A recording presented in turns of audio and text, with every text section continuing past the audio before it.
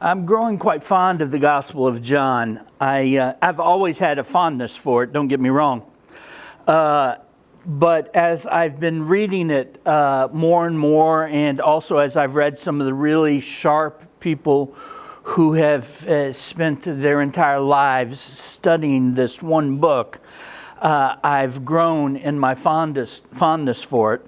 Now, I have to be honest with you, the way it works for me is early on when we start into a book, I spend a great deal more time in just reading the text. After we've gotten into it, after I've gotten a sense of overview and those sorts of things, then I'll delve into some of the really smart biblical scholars and those sorts of things. But early on, one thing that's important to me is just to kind of get my own feel for it, so that I'm not getting secondhand information and passing it on to you. Now, don't get me wrong, I check it out with some really smart folks to make certain that I'm not leading you astray. Well, I'm not leading you totally astray. And one of the things that I've realized that I love about John that hadn't occurred to me before is I love the last two verses in the book. Now, if you read some people who've got more degrees than a thermometer, some will tell you that the last two verses in the book of John, they weren't written by the author, John, but later on they were written by what we call a redactor. Somebody who kind of read through and thought, this isn't quite complete, and we're going to just park these two verses right here because this gives a good finish to the book. And, and people go back and forth with it, and there's actually some people who get really bent out of shape about it, and me, I don't care. And it's not that I don't care about how the scripture comes together. I just figured that if it has what it took to have gotten in the book, then it counts. Do you know what I mean? And so I'm just good. It's there. I'm here, let's just roll with it, right? And so I'd like to read these last two verses, no matter who wrote them and whether they've been in the book for 2002 or 2000 just right at 2,000 years, or whether it was 1975 years. I don't know. But just check out these two verses with me, okay? John chapter 20, verses 30 and 31. The disciples saw Jesus do many other miraculous signs in addition to the ones recorded in this book. But these are written so that you may continue to believe that Jesus is the Messiah, the Son of God, and that by believing in him, you will have life by the power of his name. Now, there are two main reasons why I love those two verses. And the first one is more of a kind of specifically personal one. I love it when a book tells you what it's trying to accomplish. I like it when nobody tries to sneak up on you and pull a fast one, but instead just says, hey, this is why I'm writing this, okay? Now, you can decide if I've succeeded or not, but this is why I'm writing this. And the reason I love, especially in the Bible, I love it when a book does that, is because then there's no guessing. There's no straining. You don't have to be like, wonder what the author is getting at. You can just read the purpose statement, you can reread it, and as often as you like, and it's kind of like magnetic north on a compass. If you get lost, those last two verses in the book will help you find your way, right? So, the purpose of the Gospel of John is found right there in verse 31. But these stories, accounts, are written so that you may continue to believe that Jesus is the Messiah, the Son of God, and that by believing in him, you will have life by the power of his name. All right, there it is. What's the purpose? You might continue to believe that Jesus is the chosen one of God, that he is the Son of God. And additionally, because you are believing in him, then that means that you will have life in the power of his name. That's the whole purpose of the book. What is the purpose of the book of the Gospel of John? It's to help us continue to believe that Jesus is the Son of God. There it is. It is written to help us continue to believe that Jesus is the Son of God. And just so you know, when you're believing, then you will discover a new way to live in the power of Jesus. So what that means is, and I don't want to overstate this, and I don't want to seem like I'm being condescending. I'm not. It's just that sometimes we make stuff just a little more complicated than it needs to be. If I'm reading the Gospel of John and I get stumped on something, and I'm really stumped, I have no clue what's being said, I can just pause and go, well, what's John's purpose? What's John trying to do? Well, he's trying to help me continue to believe that Jesus is the Son of God, that he's the chosen one of God, the Messiah, and that because I have life in him, I have life in the power of his name. And that will help. You know, when you're stuck on your own and you can't phone a friend because everybody's at work or whatever, you know, that will help. So, that is the first part for me. That's the first reason I love these two verses. Now the second is, and again, it's kind of a personal thing for me. I love it when an author finishes the way he starts. I love it when an author brings the story full circle, when everything has been brought back to the beginning. You're kind of like at the place you were when you were started in John chapter 1, except it looks totally different now. I like that. And that's what these two verses do. Check out verse 30. The disciples saw Jesus do other miraculous signs in addition to the ones recorded in this book. So, not only did the disciples see everything that was mentioned in this book, but they saw stuff that's not mentioned in this book. Now, for those of you who've been with me, you maybe remember in John chapter 1 how the author makes a big deal of establishing reputable witnesses as he begins the book. Remember how we talked about that? He starts with two sets of witnesses. First it's God the Father and it's God the Son, right? But he knows that we're going to have a hard time getting our head around that. And so he takes one of the most reputable people of the time, John the Baptizer, cousin of Jesus, and John the author, the writer, and he gives us those two as witnesses, right? Because having two witnesses is really important in the Hebrew Bible, right? You don't establish anything unless you got at least two witnesses, yeah?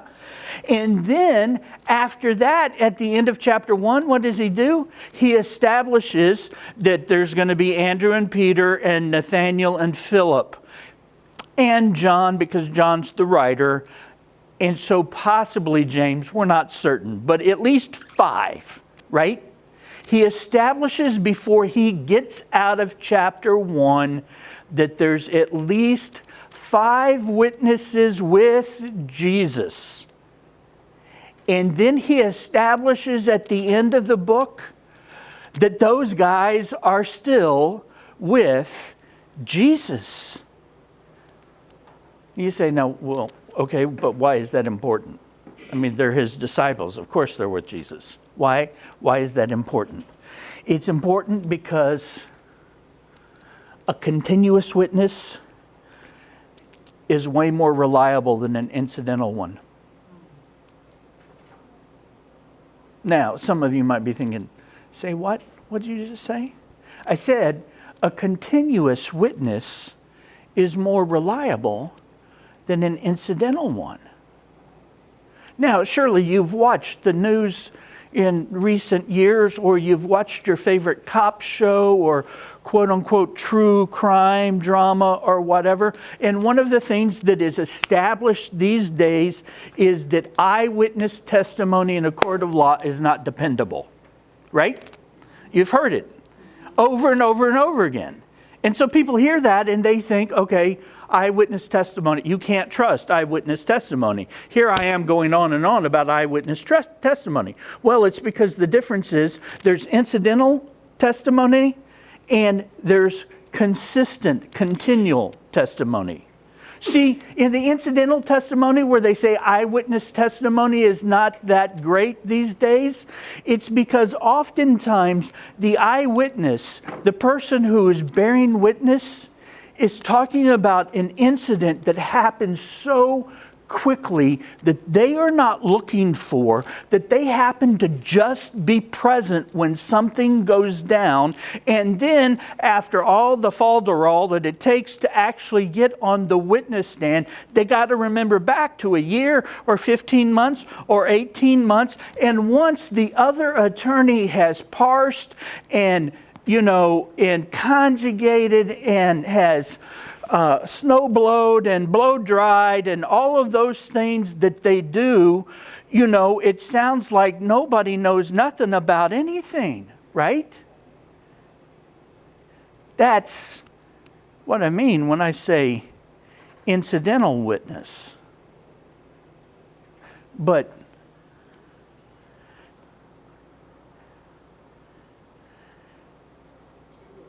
what the author of John is establishing for us is that the eyewitnesses in the gospel are pretty much there from the beginning of Jesus' public ministry until his death. 3 to 4 years. There's rarely a time when Jesus is alone. And that's for a reason. So that there is always someone to testify about what went down.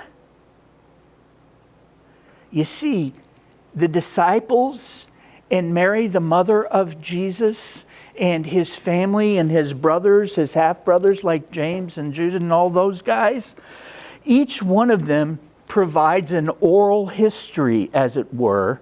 John has collected all of those witness accounts, and he's put the gospel together, not just based on his memory, but on the memories of others who were with him for those 3 or 4 years at minimum, not counting, again, mom, brother, sister, lifelong friends, cousins, etc.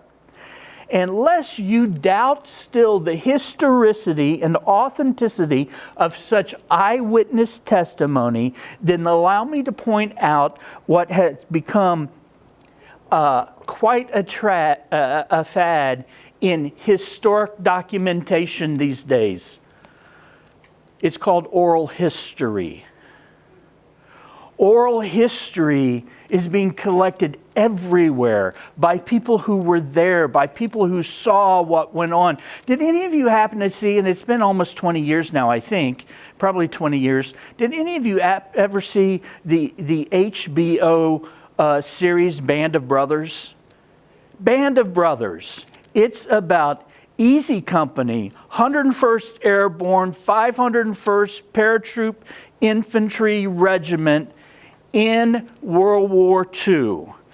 Written initially is based on a book by Stephen Ambrose called by the same name, Band of Brothers.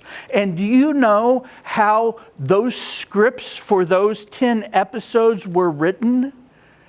By interviewing all of the living soldiers who served with Easy Company. Now, their company commander at the time, Dick Winters, was very good about keeping a journal, but he wasn't the only one who kept a journal. And they took all of that, and there were so many awards for this series because of how accurate it was. And do you know what it's based on? Eyewitness testimony. That's what it's based on. The same is true for the Pacific. The same is true for the Flyboys. The same is true for... do you guys remember a little series ran for about 22 years by the name of MASH?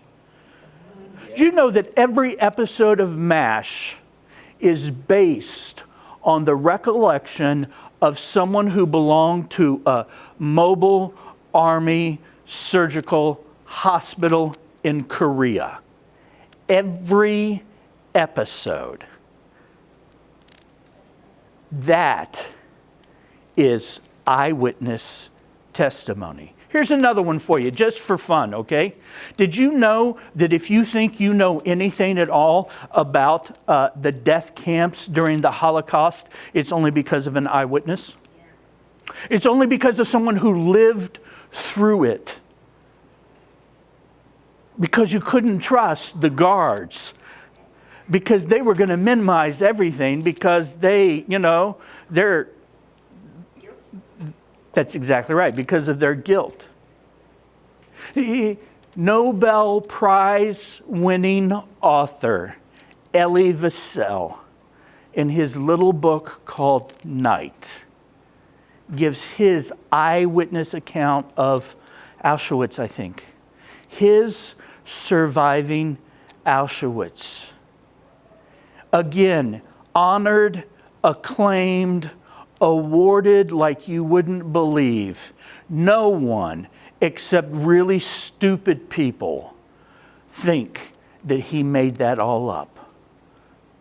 You see, the truth of the matter is that in our society and in our world, we really do accept eyewitness testimony.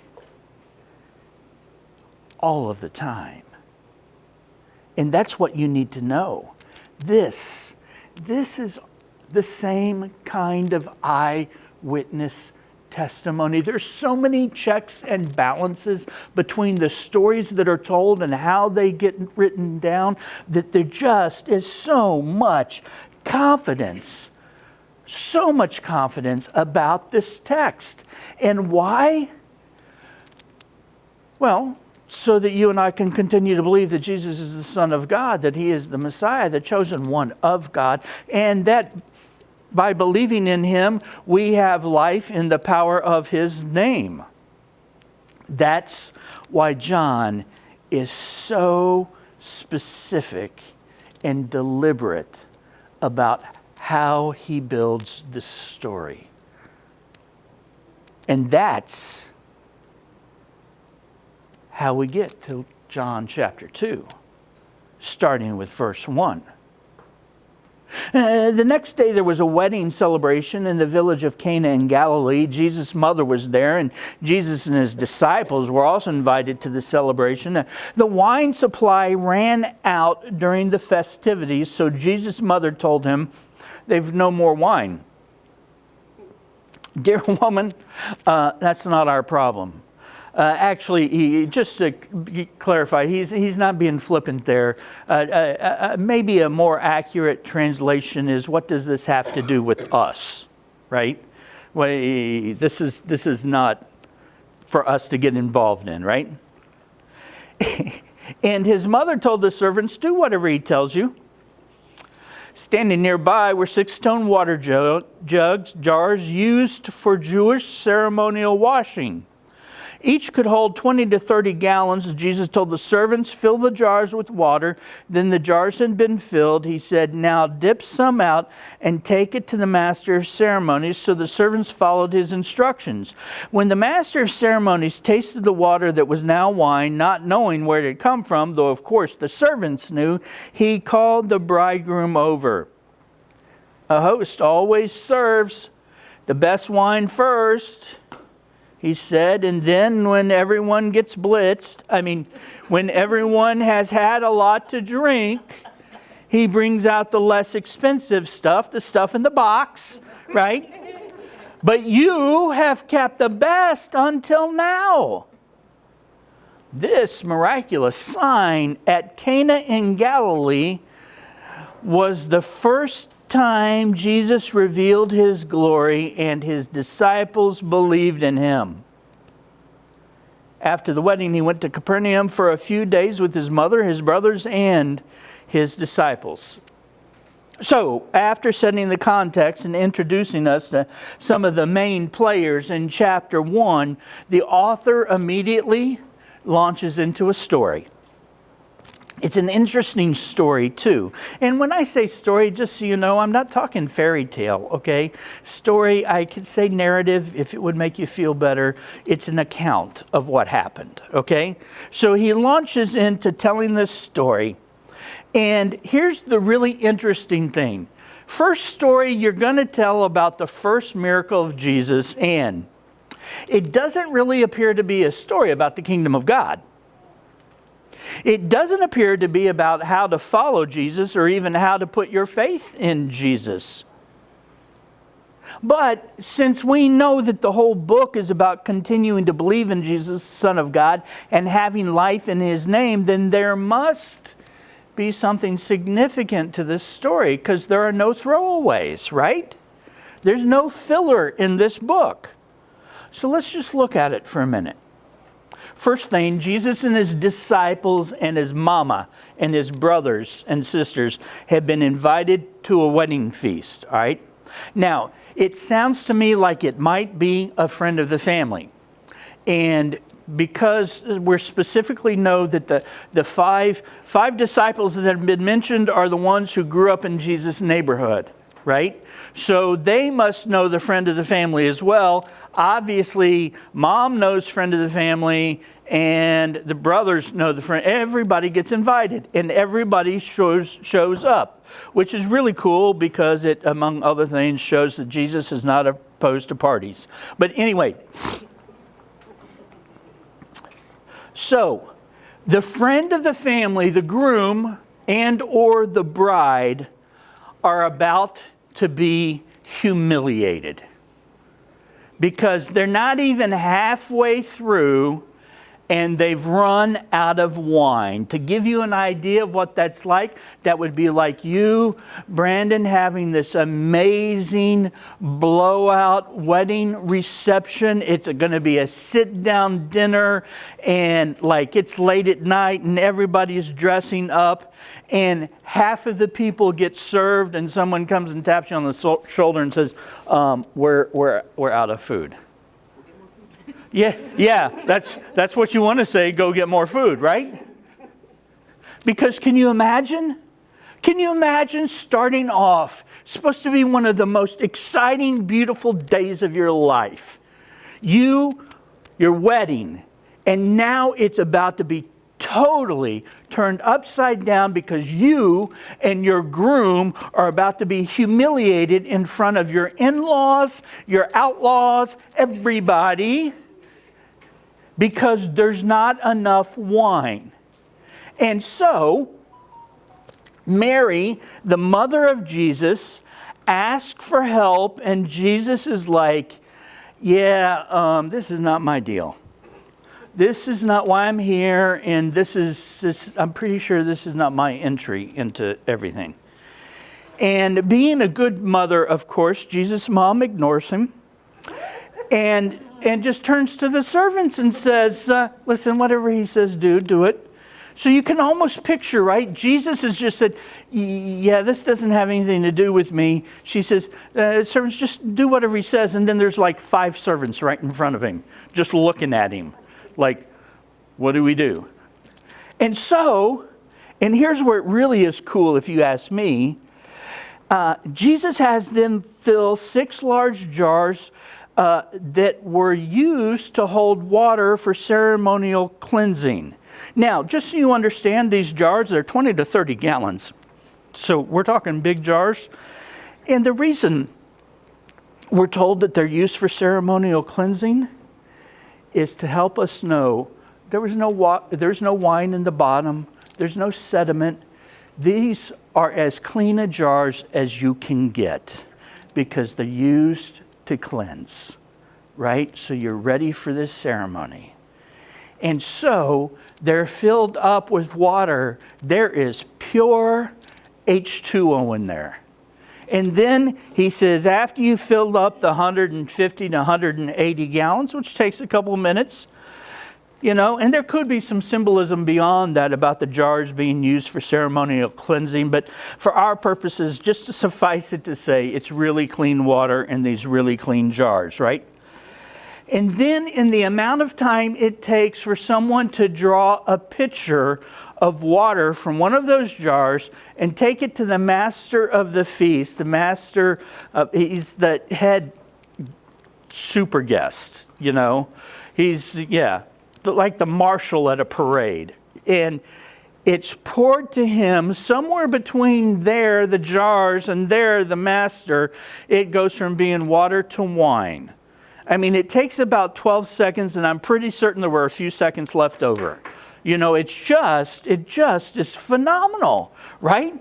And then as you read, you know, the master's like, you know, this is not normally how it's done. We don't save the best for last, which is really cool if you think about it, because most people know that wine has to like age, right?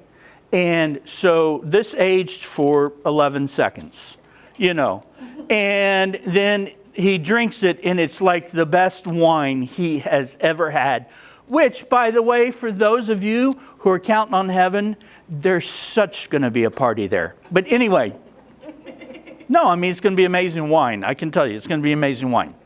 But check this out, all right? Just check this out from the text. This is what's interesting. By the way, that was quite an extravagant wedding gift. Do you know how much 180 gallons of really good wine is going to cost?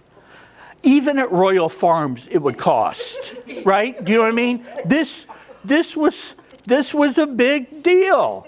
Don't laugh. You know you get your wine at Royal Farms. Don't even act like you don't. All right. Check it out, though. Verse 11.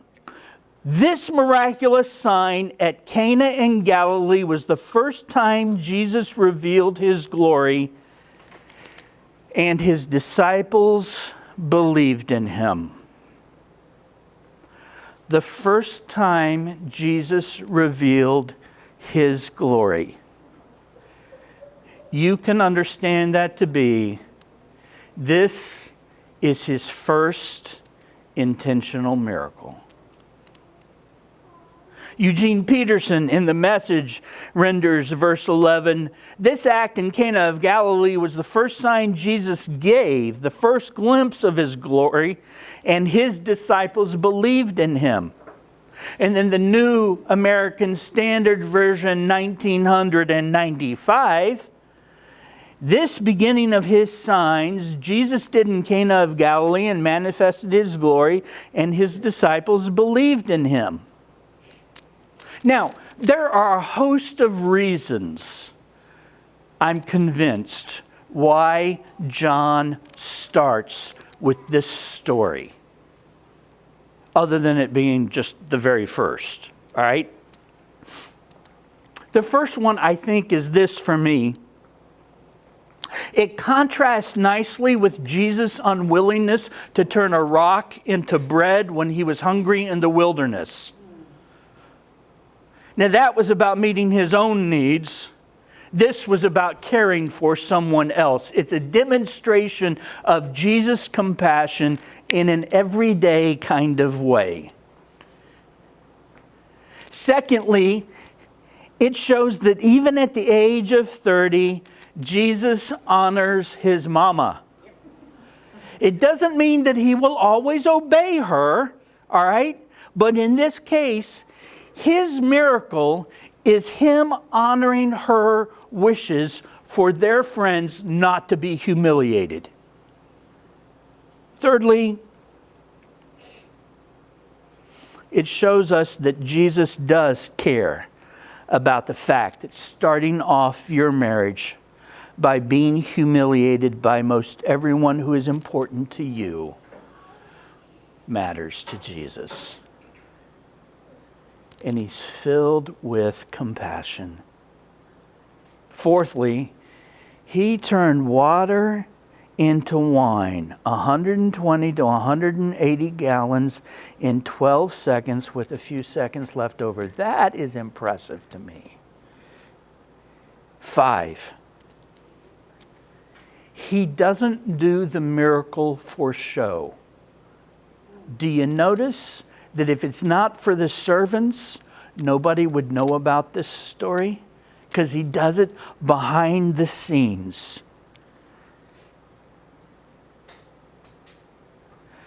When Jesus does a miracle, every miracle Jesus does is because there's a need to be met, a suffering to be alleviated, or a hope to be given.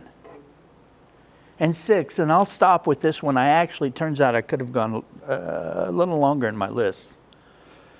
This, his first miracle, shows that he lives among people and not among the rich and famous. But the everyday, tough to make ends meet, how could there not be enough wine? What do you mean the checking account is empty kind of people? And the end result, his disciples believe in him. Now, don't get too excited about that statement, because I have to tell you that they're going to believe him and then they're going to doubt, and they're going to believe him and they're going to doubt. You're going to find like 4 more places in the Gospel of John where it says they believed him.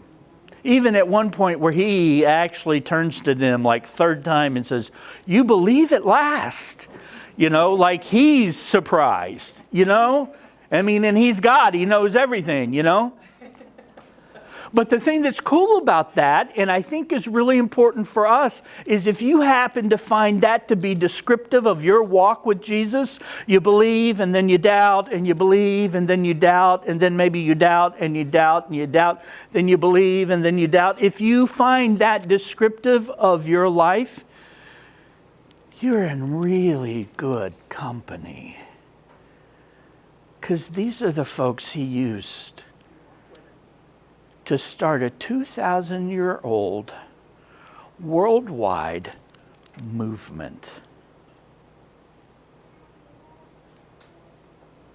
You remember last week when I was telling you about that sharing your faith or witnessing, to use that old term that we used to have for it, was more than about information dump? You remember when I said it's not just about how much information you can get out and get into somebody else's head? That the gospel, the actual good news about Jesus, is more than the right words in the right order at the right time. Yeah, I even quoted Soren Kierkegaard, remember, about information not being what's needed, something more is what's needed. And I want you to know that part of that something else that's needed is stories about Jesus.